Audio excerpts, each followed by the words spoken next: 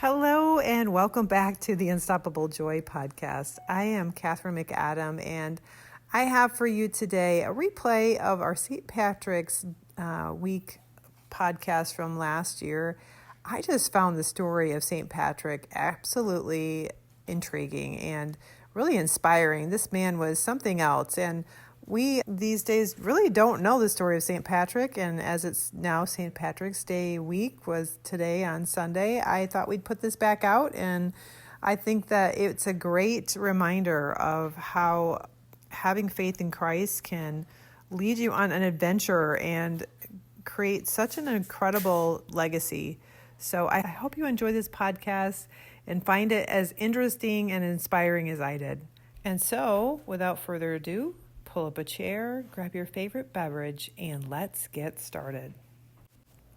St. Patrick's Day has been around, celebrated since 1631. It was actually a feast day that was set aside to honor St. Patrick.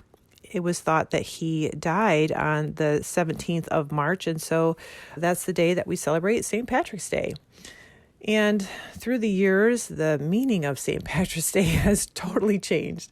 It has been turned into a drinking and feasting, mostly a drinking of green beer, and people wear green as to not get pinched, and even Chicago has dyed their river green, and we celebrate with parades and wearing t-shirts and yeah, so what's the deal? Why are we celebrating this day? And who in the world is St. Patrick? I was just floored when I did some research about him because he really is an incredible person. Obviously, he must have been pretty incredible for celebrating a whole day to him, and he's actually a saint in the Catholic Church. But who is he and what's his story? Well, St. Patrick is actually not Irish. Sorry to disappoint, but he's not an Irishman. He actually was Roman, and his name is actually not Patrick. He adopted that name after some time, but he was born in Britain, the northern, about 386 AD, and he actually wrote an autobiography, which we find a lot of this information from, but his birth name is actually listed as Maewyn Succat, Succat. So he later changed his name to Patrick during his religious journeys and ordainment. During the time of his birth, there was a lot of uncertainty in the Roman Empire, and Roman legions that once protected the civilized Britain from the barbaric invaders were called away to defend themselves in other regions of the Roman Empire. So it kind of left Britain vulnerable to attacks. Now, Patrick was with his parents, who were quite wealthy. His father was a tax collector, a civil magistrate, as well as a deacon in the church. They were, I guess, on holiday by the sea, and they were actually attacked by Irish pirates.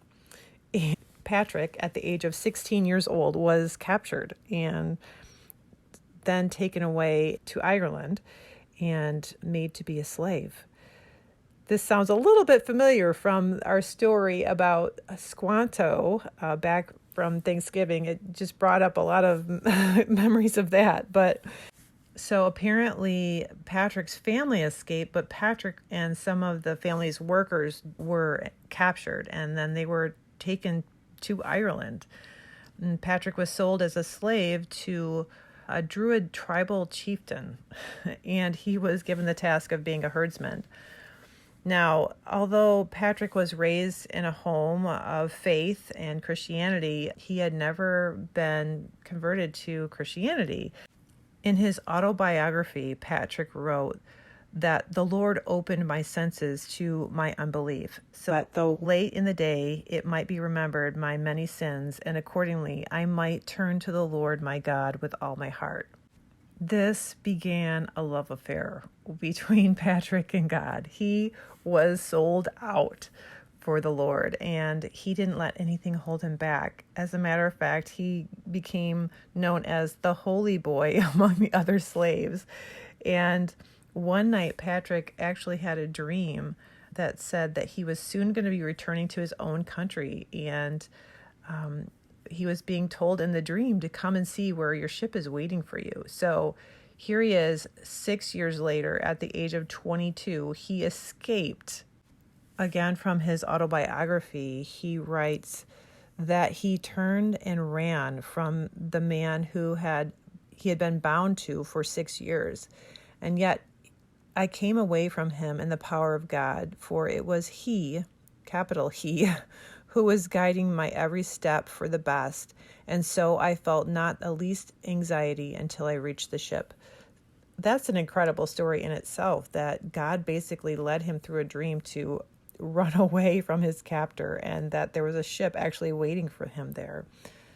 Now, this wasn't just like over the hill. It was a 200-mile hike to the coast of Ireland where he found this ship.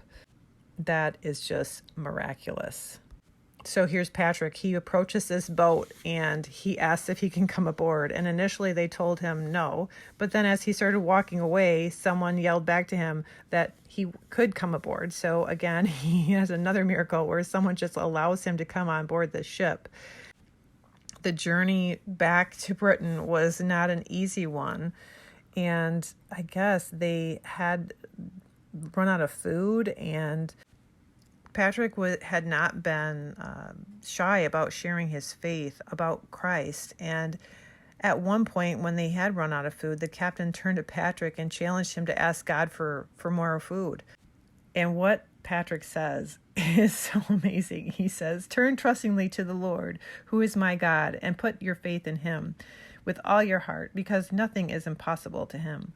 On this day, he will send us food sufficient for our journey, because for him there is abundance everywhere." According to his autobiography, when the men turned around, a herd of pigs was standing before them, and they feasted for days and gave thanks to God.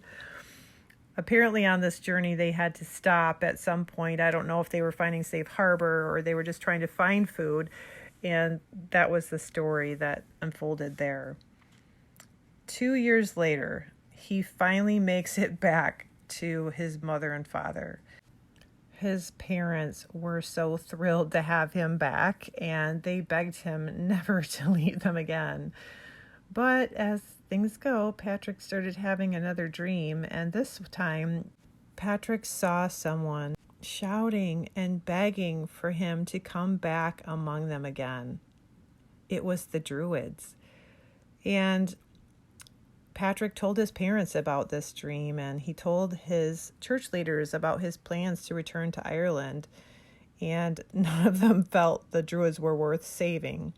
However, Patrick went back again. Patrick actually went back to his former slave owner and tried to share the gospel with him. The Druids, they are a pagan religion, and this man, who was the Druid tribal chieftain, refused to hear about Christ. He actually locked himself in his house and set it on fire while Patrick stood outside and pleaded with him to turn to Christ. And it is said that this man drowned out Patrick's pleas by crying out to his false gods. Needless to say, Patrick faced opposition when he was sharing the gospel across Ireland. He actually was imprisoned. They attempted to poison him, and they killed his chariot driver. He was in constant danger during this time. And he actually, to even go to Ireland, he had to sell his title of nobility to become a slave of Christ, because everybody at home didn't want him to go. So he basically was going against his family's wishes. He was facing opposition, but he does it willingly. He writes in his autobiography, Confessions, "As every day arrives, I expect either sudden death or deception, or being taken back as a slave, or some such other misfortune. But I fear none of these, since I took the promise of heaven and have flung myself into the hands of the all-powerful God who rules as Lord everywhere. St. Patrick is an example of incredible faith and determination. He definitely could have been angry and he could have been bitter against all these people, first of all, for capturing him and enslaving him.